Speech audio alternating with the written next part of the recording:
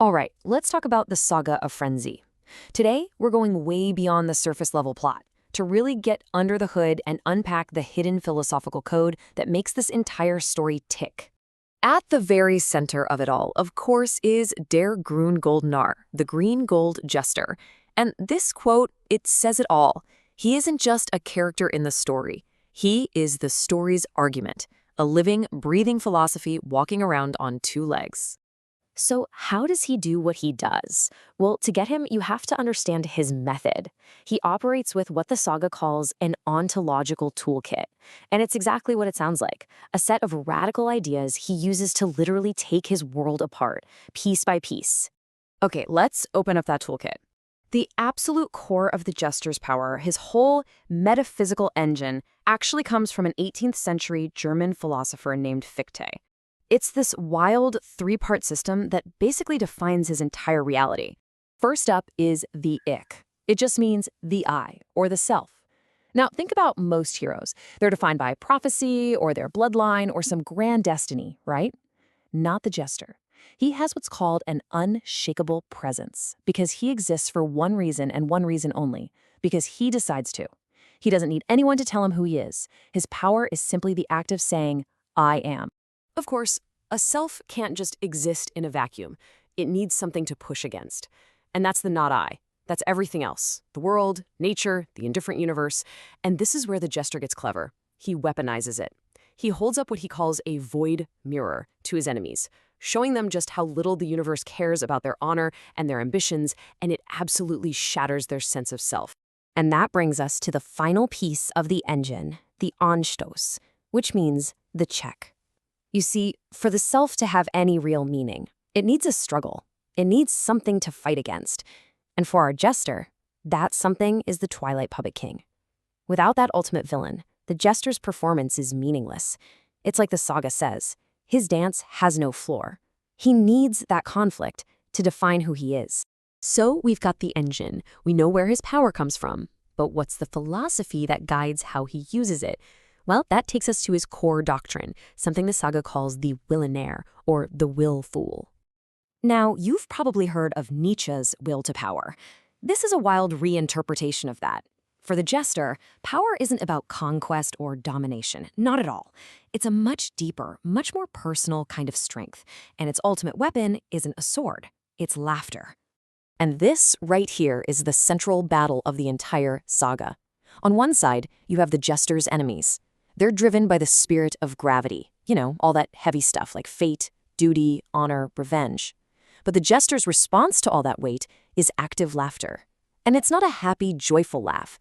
It's described as jagged, the laugh of a man who has seen the absolute emptiness of existence and decides to affirm it anyway. So, how does one become this sovereign fool? It's a fascinating path. He totally redefines sovereignty. Step 1, you reject fate. That heavy must. Step 2, you embrace the zero. You accept the void at the heart of everything.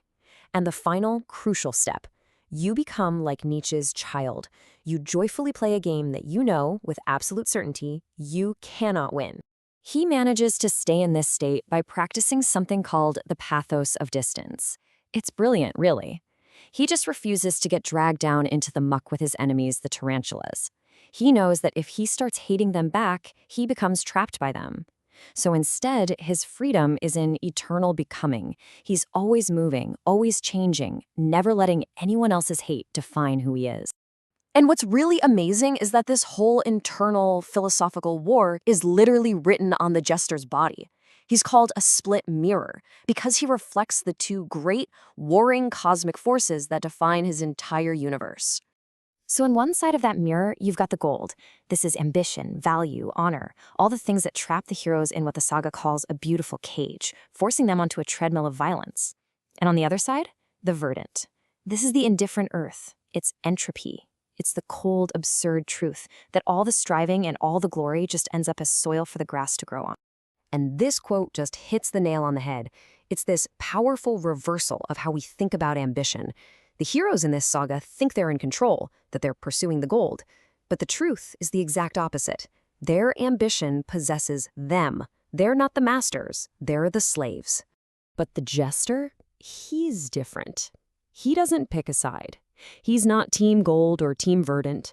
His whole game is about synthesis. His final act is to take the entire weight of history, the gold, and smash it together with the absolute certainty of the end, the verdant. And from that collision, he creates his own meaning, a little self-contained universe that runs on his rules alone. Okay, but for every bright philosophy, there has to be a shadow. And that shadow is perfectly embodied by the Jester's main antagonists, the Twilight Puppet King and his followers, the Tarantulas. So the Puppet King offers a path too, but it's the polar opposite of the Jester's. While the Jester's way is excelsior, this constant, difficult climb of becoming, the Puppet King offers stasis. He offers a different kind of freedom, the freedom you find when you just give up, surrender your I, and disappear into the safety of the herd. And his agents, the Tarantulas, their main weapon is this toxic idea called resentment. Now, don't confuse this with wanting real equality. Oh no, this is the poison of envy. It's the desire not to lift yourself up, but to tear down anyone who stands above you. It's this impulse to enforce a great flattening, where nobody is ever allowed to be exceptional. So when you strip everything else away, that's the real war at the heart of this saga. It's not a simple battle of good versus evil. It's a war between two ways to exist. The Jester's chaotic, constant process of self-creation against the Puppet King's longing for a final, unchanging, stagnant peace. And in the end, the saga doesn't really give us a clean answer. It just leaves us with this huge, lingering question. It makes you think, if we live in a universe that is fundamentally indifferent to us, a world without any built-in meaning, maybe the only real victory possible is to become the author of your own game, and then to play it with everything you've got.